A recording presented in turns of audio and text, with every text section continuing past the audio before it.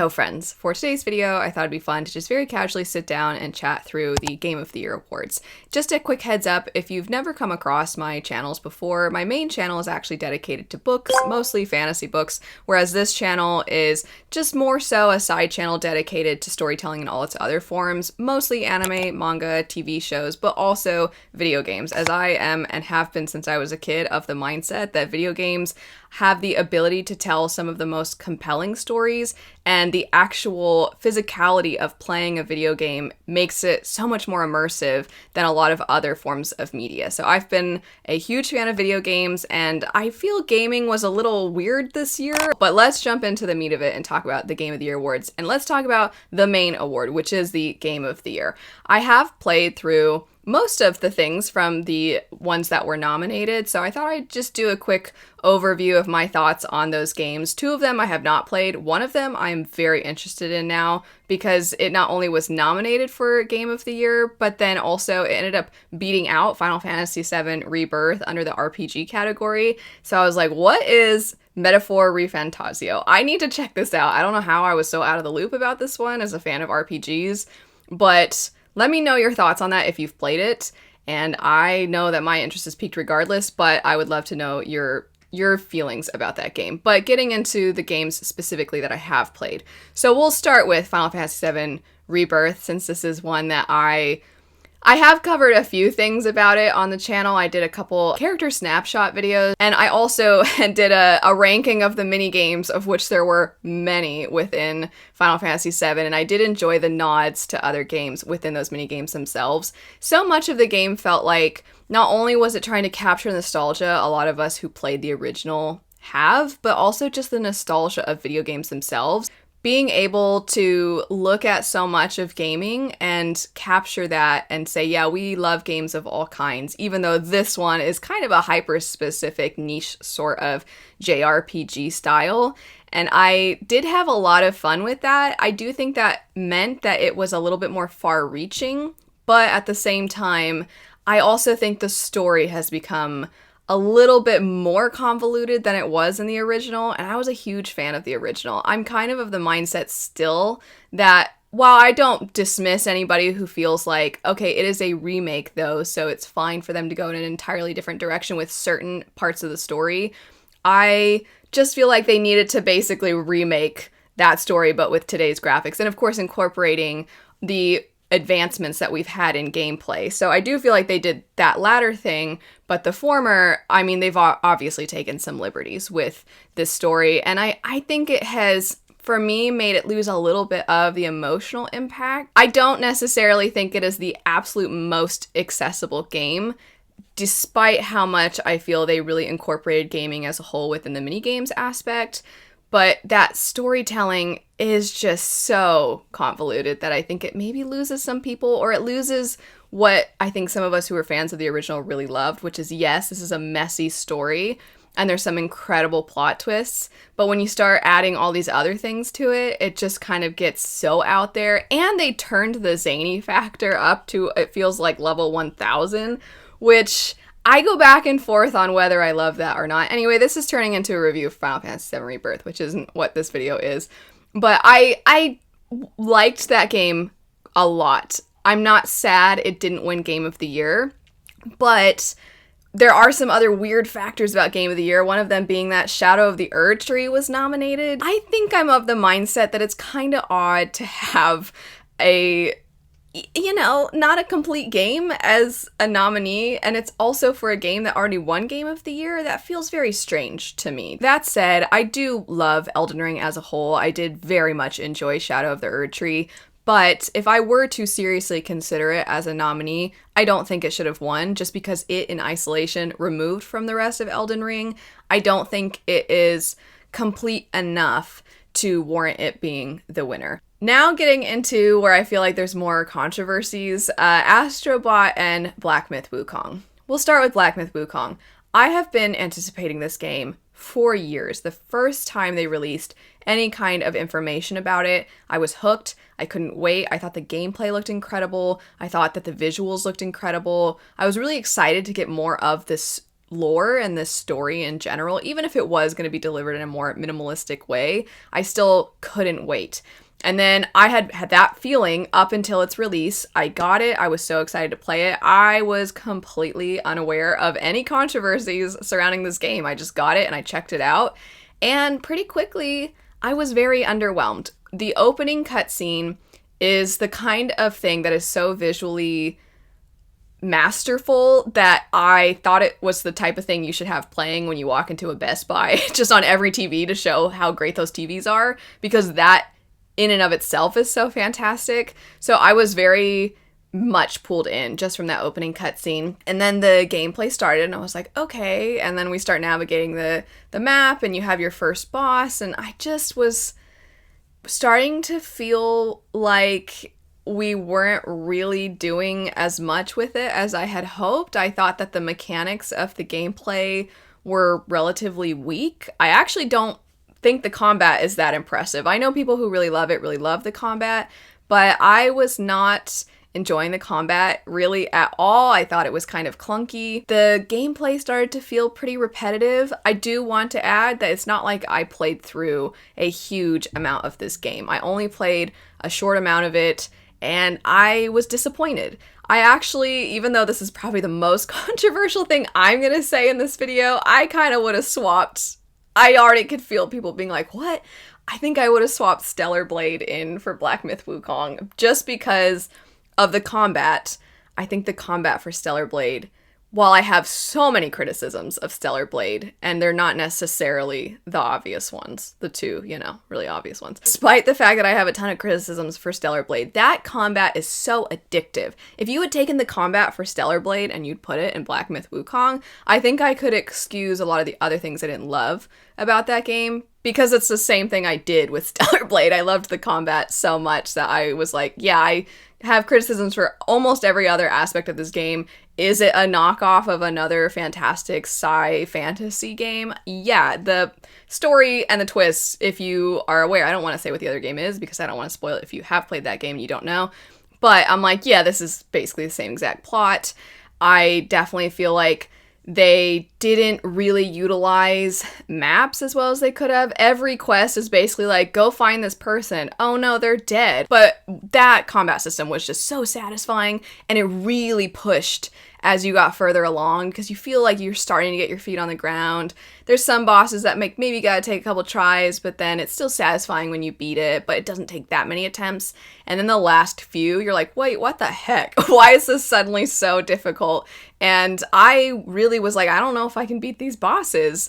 And I did, but it was a challenge. And I don't know. I really enjoyed that combat system, and I think that was for me the weakness with Black Myth Wukong. And also the visuals, while stunning during that cutscene, I actually feel like they had a muted quality to them once you actually started playing that I also found to be slightly disappointing. I don't mind when there's very stylized art for a video game, and I don't mind when there's intentionality with we're purposefully not going to have everything be as detailed. Certain things are going to be more hazy and it matches some aspect of the game. But in this one, it just felt as though the environments weren't really as stunning as I was expecting, and the color use was not as expansive as I would have liked. But I might just need to play it a little bit more and maybe give it a second chance. I know people that really love it, but that leads into the controversies, which is that there were some people that seemed like were going out of their way to be dismissive of the game for things that are outside of the game itself. And then in sort of a response to that, the pendulum swung the other direction, where then it felt like people were praising it purely to try to balance out the criticisms that, whether you agree they were legitimate or not, it just seemed like people were maybe sometimes going into it trying to lift it up more than they would have had those criticisms not existed initially. And it's made it so that I really don't feel I have an accurate idea of other people's perspectives on this. I can only tell you what I thought of it from the beginning, and my thought from the beginning is that it was pretty underwhelming. Even with all those thoughts for those games, do I think that Astrobot deserved Game of the Year?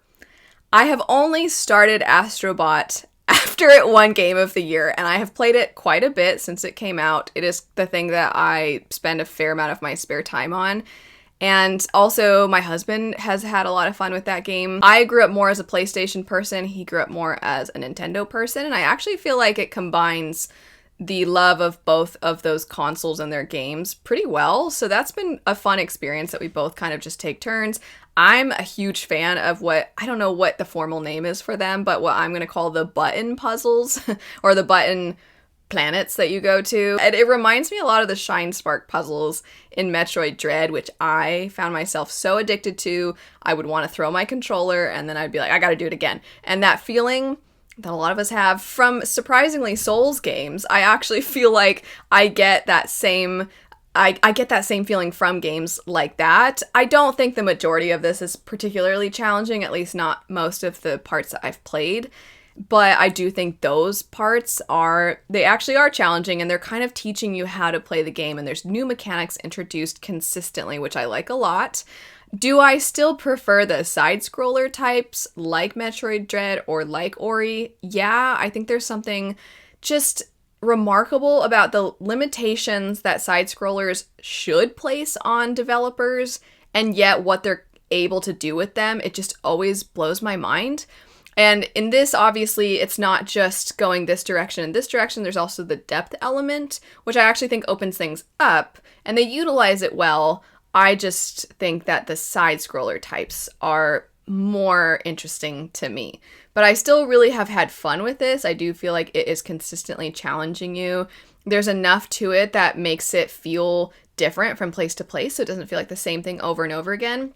And that repetitive aspect is, I think, where it stands out among some of the others on this list, because Shadow of the Erdtree, I don't want to say too much about the bosses, but some of them similar to things that we got within the main game itself.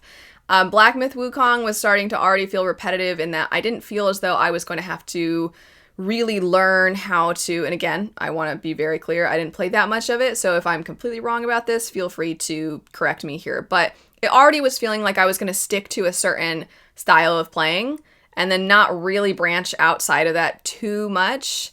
And then Final Fantasy VII, I feel like once you do kind of have to assess based off where you are, but I feel like once you have a certain gameplay style in mind, you just kind of stick to that, and it can be repetitive in some of the aspects of it. Astro Bot has, I think, a consistent level of changing and adapting. It makes you always feel like there's something new. To sum up, I'm not mad it won. I was mad at first because I was like, what? Are you serious? And then I played it and I'm like, okay, this is fun. Is it similar to a lot of games that have come before it? Yeah. But is it still doing enough of its own things that I think it warrants it at least being recognized as a great game? Yes.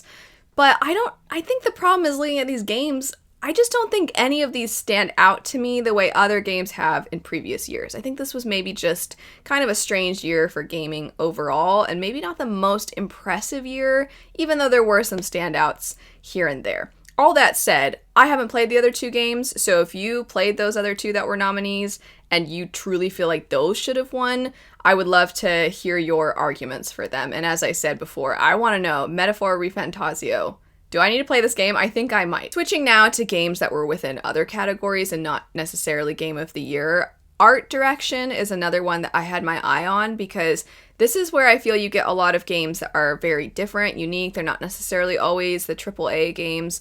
And I will say, while I believe Metaphor Refantasio still won this category, I am interested in Neva. I think it looks gorgeous, and if I'm not mistaken, from a studio that made another game that also was very visually striking, and it used art to tell its story really well. I think the trailer itself made me emotional, if I'm remembering correctly.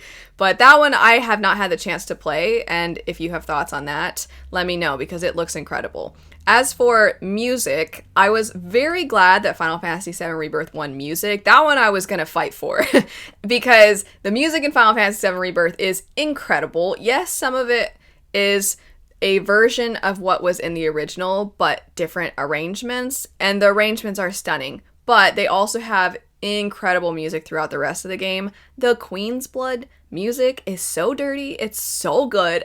So I was like, yeah, if it doesn't win, I'm gonna be upset. And I have to say, even though I was already hyping up the combat of Stellar Blade, and I mentioned I had a lot of criticisms, I have a criticism of the music. So I was baffled that Stellar Blade was nominated for music, and I was gonna be very upset if it won. I'm sorry, when you're in that one region that you're in for a while, that more desert area, because there's a lot of quests, there's a lot to explore, and that stupid, like, I think sorry, I'm getting annoyed thinking about the music in this game. I think what would have helped is if they had taken out the vocals and just had instruments. That would have gone a long way. But that little riff of like, ha, was so annoying. And it has forever been burned into my brain because it's so repetitive and it comes up so often and it's so obnoxious. So I was stunned. I know other people online disagree with me. I've seen people be like, oh my gosh, the music in Stellar Blade. And I'm like, I don't think so, but I'm glad that you liked it. It really felt like someone was drilling a hole through my skull every single time I heard that little riff. Couldn't stand it. Anyway, I was happy Final Fantasy VII Rebirth won for music because the music is fantastic. Innovation, I did enjoy Diablo 4. I think I mostly enjoy it for the element that makes it somewhat innovative, which is how you can play couch co-op and you can play online and you can have a combination. I do think that element is fun. I've not played that much Diablo though, because for me that is the element that is the most exciting. And I do then have to ask myself, is it fun because I'm playing it with my friends, or is it fun because the game is fun? And I kind of think it's fun because of my friends. Another game that I'm curious about is Prince of Persia. I didn't get the chance to play this one. I have played The Sands of Time and the 2 games that came after that.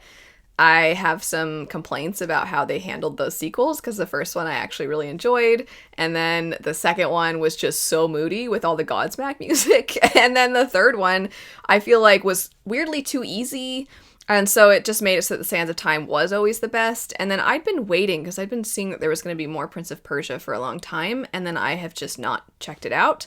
But I am very curious if I would think it was worth it, or if I just kind of want to hold on to my nostalgia of The Sands of Time. Best fighting game went to Tekken 8. I have been a fan of this franchise for a long time, but I would say that my love of it kind of started to come away a bit after Tekken 3, so I really was more old school PlayStation 1, PlayStation 2 Tekken, and then once it started progressing past that, I think 4 and maybe 5 were also still PlayStation 2, but once we started getting into Tekken 6 and beyond, it lost me a little bit. I decided to check out Tekken 8.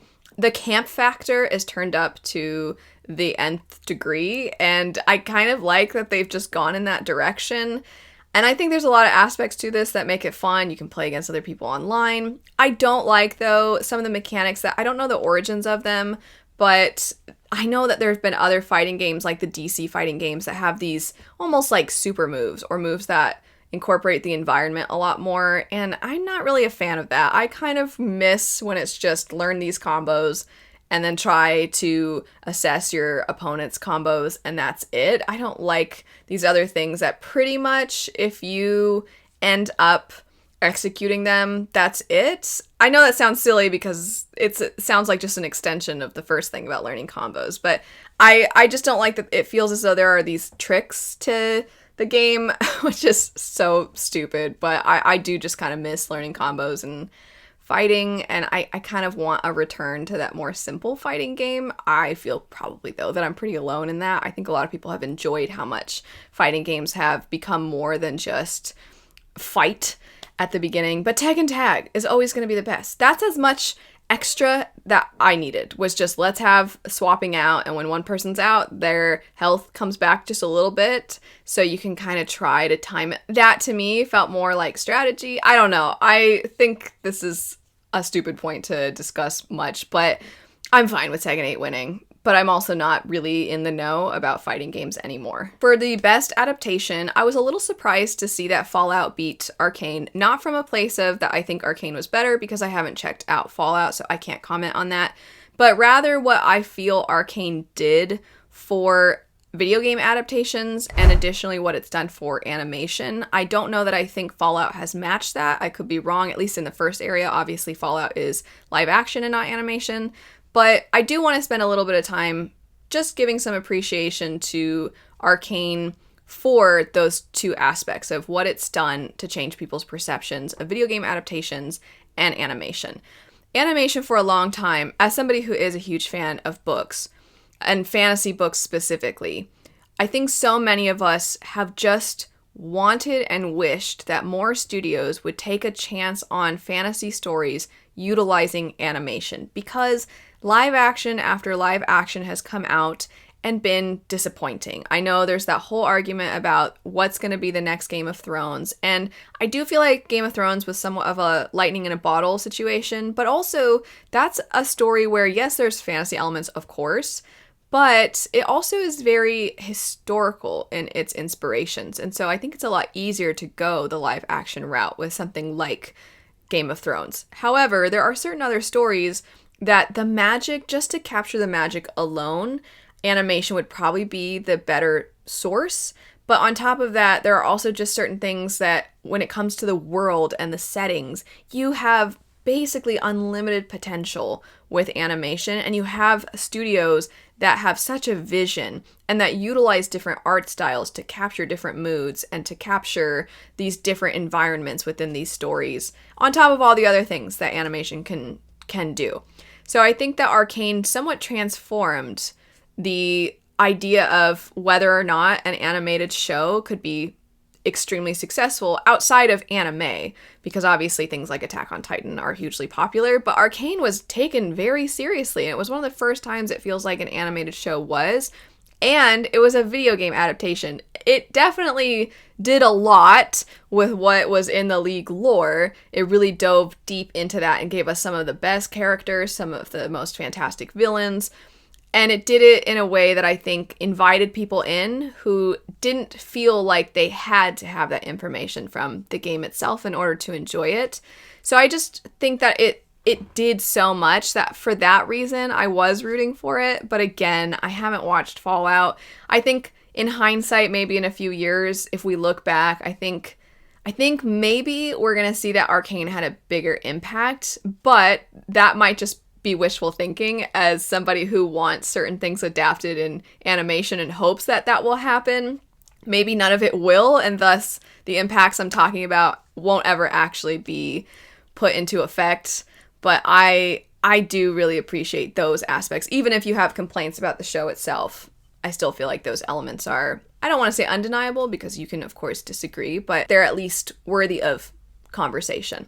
And then last, most anticipated. This was specifically most anticipated from the Game of the Year awards, not necessarily announcements they've made, but the new Ghost game, which I am so excited for. I love Ghost of Tsushima. I love Legends mode. I love the gameplay of Legends mode and the actual single player game. The story is one of the most emotional stories. It's so gripping. It's so heartbreaking. I love Jin and his quiet character development over the story and the struggles and the themes. I think it's one of the best games of all time. I love Ghost of Tsushima, so I can't wait for the next game. I know for a lot of people though, Grand Theft Auto 6 is the thing that they've been anticipating. It's an ongoing joke in various different posts where it has nothing to do with video games. People will say like, people got this before GTA 6, or this person died before GTA 6 came out, or whatever. People will comment that all the time. So I know for a lot of people, this is the thing that they're the most anticipating. But I'm way more interested in Ghost. I've never gotten into Grand Theft Auto though, so I don't know. Maybe GTA 6 will be the one that I finally take the plunge with, but Ghost is the most anticipated for me. But anyway, that's it for just kind of a chat through certain aspects of the Game of the Year awards. Yes, I'm very excited for Elden Ring Night Reign, even though I don't quite know if I understand what's going on with it. I've looked into the whole how it works, and I'm like, I think I just have to give it a go. So I think that'll be fun, but I might still end up liking Elden Ring more than Elden Ring Night Reign. We'll see. And then of course, Witcher 4. I'm ecstatic about this. It's been years and years and years, and so many of us who played Witcher 3 suspected that if they made another that we would be following series, so this isn't a surprise for any of us who have been fans for a long time, and I know a lot of us are very, very excited. Essentially, they can just give us what we loved about Witcher 3, but then with more modern technology and advancements in gaming and incorporate those things, and I think a lot of us will be very pleased with that. But anyway, that's it. Let me know your thoughts on anything that I discussed, or if you had additional things you wanted to add that I didn't touch on, feel free to do so. Thanks so much for watching now. I hope you have a great rest of your day, and I'll see you later. Bye.